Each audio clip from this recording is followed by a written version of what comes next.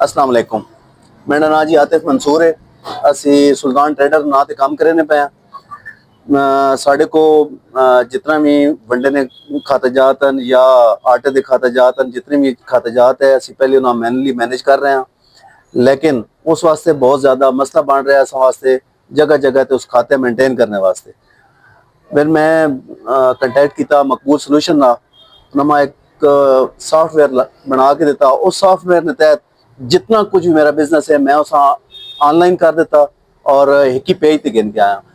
उस नाम फ़ायदा ही हो गया कि डेली मेरी जितनी भी आ रही है सेल हो रही है या जितनी परचेज हो रही है उस मैं ईजिली कैलकुलेट कर सकना।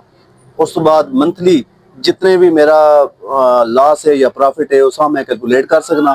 इस तो अलावा जितने भी खातेजात हैं दुकानदार ने उन्हें मैं ऑनलाइन सारा कुछ पे कर रहा। ऑनलाइन ही उससे उस जो सॉफ्टवेयर है उससे मेनटेन कर रहा। इसकी वजह तो मैं काफ़ी आप बहुत ज़्यादा रिलैक्स फील कर रहा। जो टाइम मेरा खाता मेनटेन करने से मैनुअली लगना है वो हूँ बहुत ज़्यादा कम हो गया और मैं उस ईजिली और बेहतर तरीके नाल मैनेज कर सकना।